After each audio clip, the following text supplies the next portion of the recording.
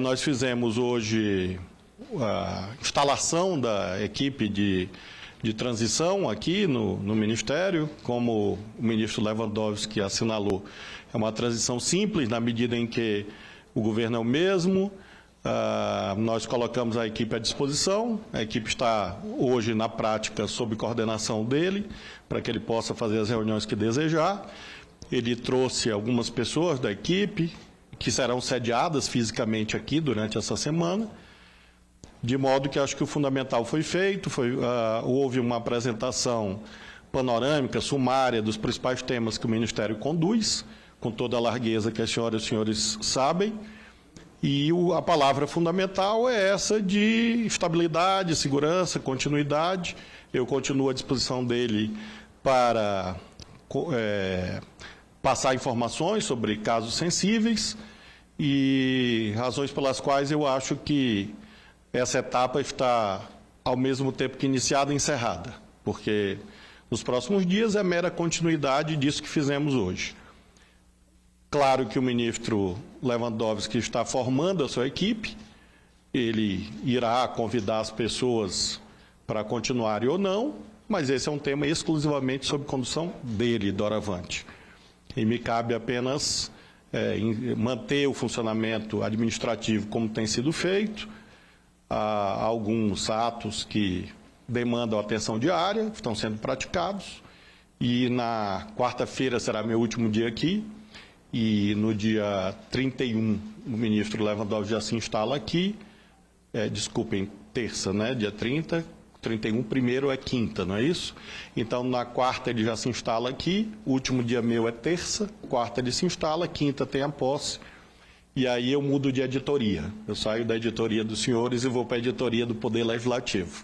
Aí, 20 dias depois, eu mudo de editoria novamente. Mas talvez essa seja, portanto, a nossa última entrevista coletiva de verdade. Eu quero, portanto, aproveitar para agradecer a todos vocês que acompanham o Ministério da Justiça, acompanham a Polícia Federal. Eu me coloco à disposição se houver alguma pergunta, algum questionamento. Alô, alô. Começando, então, ministro, com Fábio Amato, da TV Globo. Ministro, boa tarde, tudo bem? Queria que o senhor pudesse dar um pouco mais de detalhe dessa reunião, né, dizer o que foi tratado, que tipo de informações foram repassadas para o ministro. E, além disso, eu queria que o senhor pudesse comentar um pouco sobre as notícias do caso Marielle. Né? Então, tem informações de que há uma delação premiada sendo discutida com o STJ, se é isso mesmo, o que o senhor poderia falar para a gente? Em relação a casos concretos, as senhoras e os senhores sabem qual é a minha atitude, qual é a minha visão. E, evidentemente, eu tenho informações gerais sobre aquilo que se passa, mas este detalhamento é de atribuição exclusiva dos delegados que conduzem as investigações. Eu tenho mencionado aqui, nesse mesmo espaço, em outros seguidas vezes, que a Polícia Federal é uma das melhores polícias do mundo, reconhecida como tal, e a entrada dela, no caso, há um ano atrás, por determinação minha, fez com que houvesse uma colaboração mais estreita com o Ministério Público do Rio de Janeiro.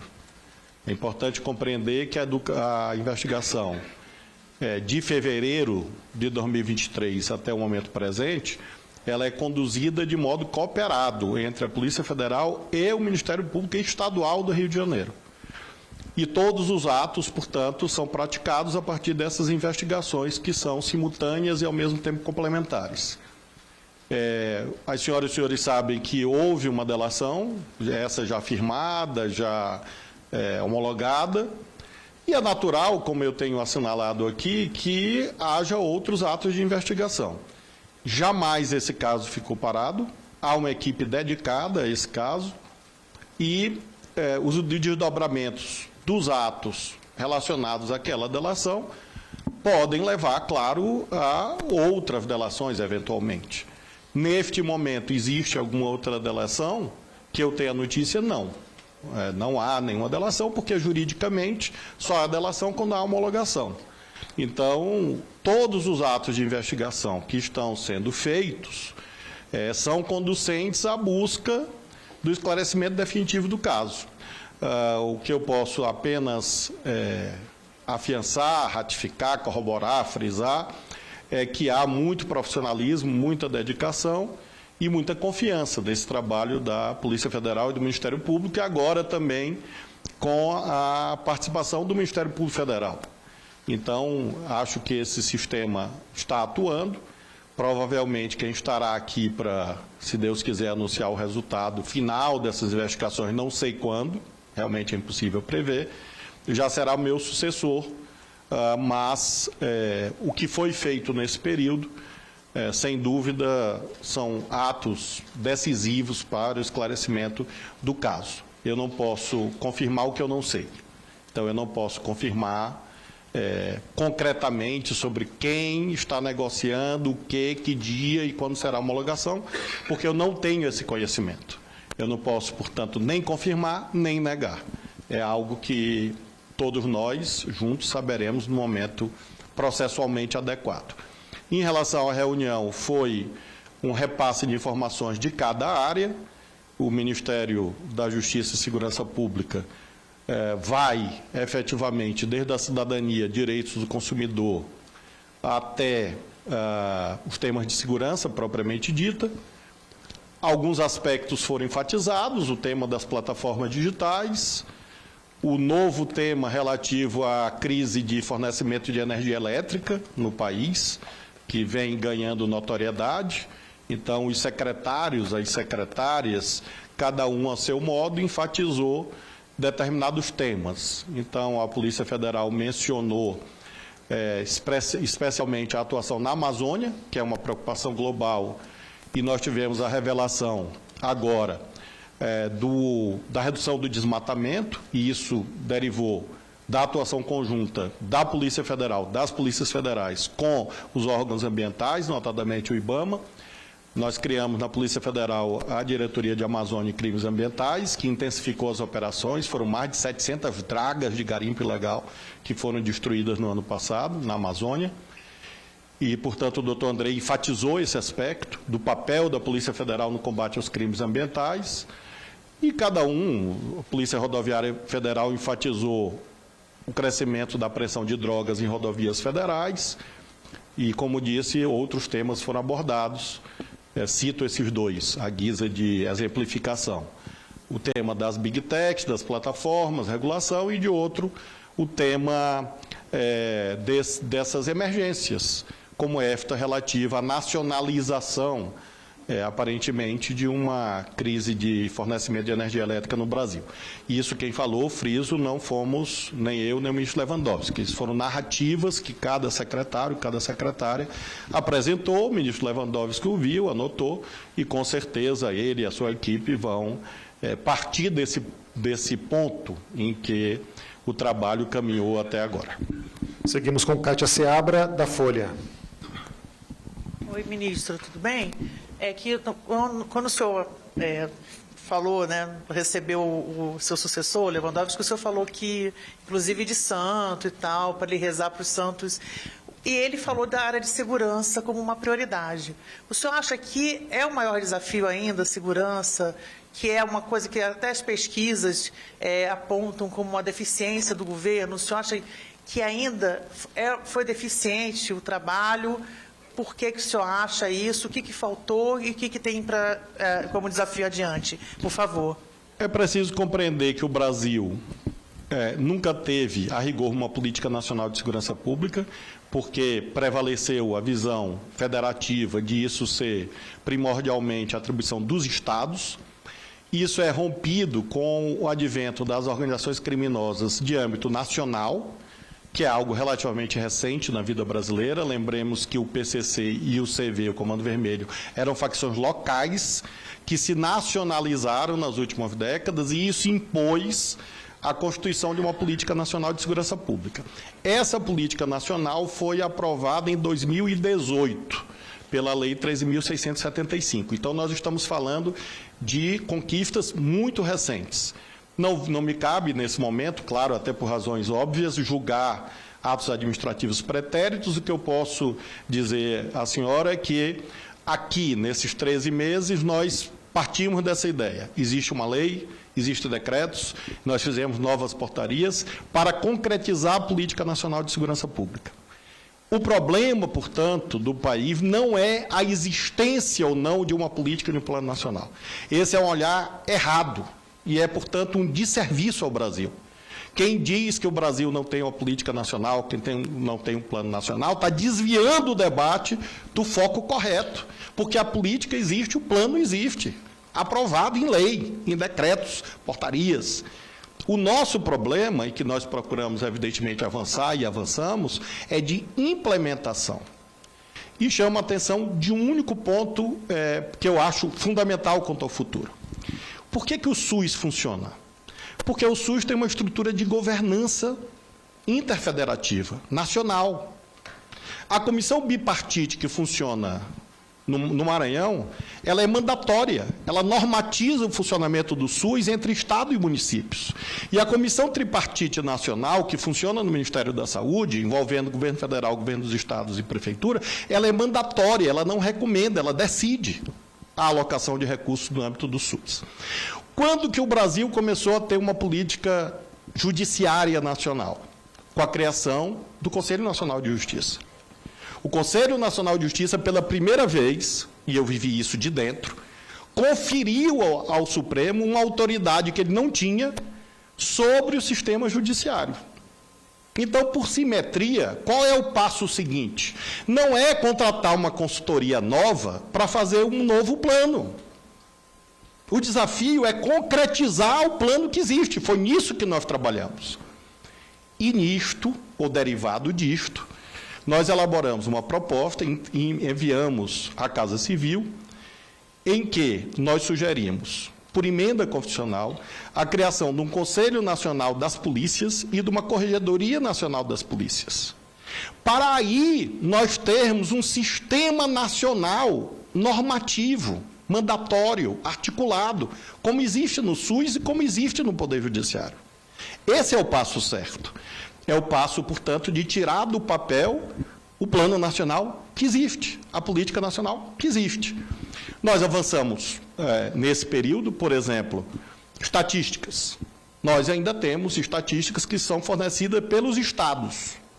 Desde dezembro, pela primeira vez, nós temos um sistema nacional no ar, o Cinesp, com regras e com validação dos dados que são repassados pelos estados. É um sistema em construção. É perfeito? Claro que não, mas existe. As redes nacionais, Rede Nacional de Recuperação de Ativos, Rede Nacional sobre Crimes Cibernéticos, Rede Nacional de Inteligência, juntando Polícia Federal com Polícia de Estados. Isso é a implementação do plano.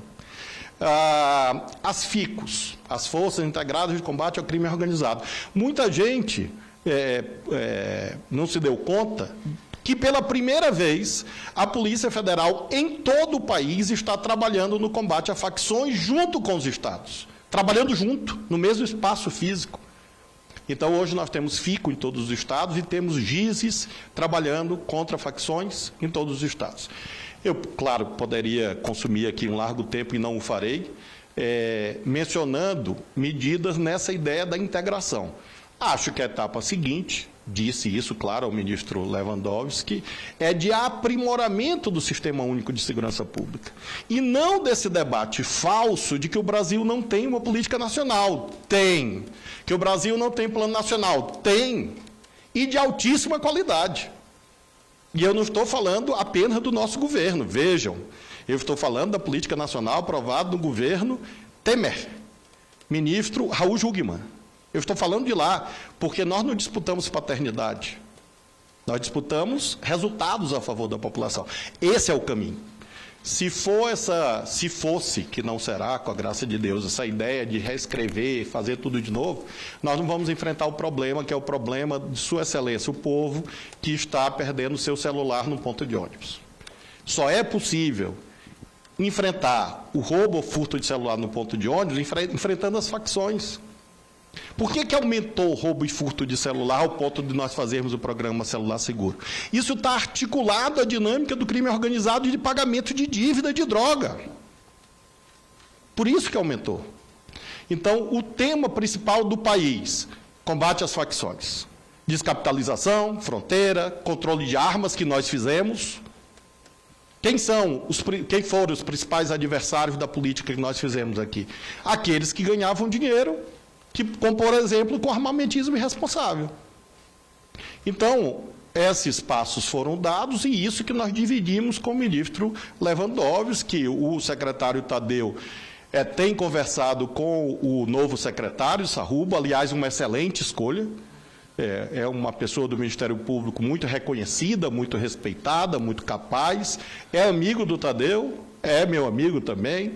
Então, o Tadeu tem conduzido com o Sarrubo esse repasse em relação ao SUSP, em relação à política nacional, em relação ao enfoque, que é o plano de enfrentamento às facções, às FICO, à IGISE, para que isso não se perca e nós consigamos avançar no principal, que não é papel, é implementação.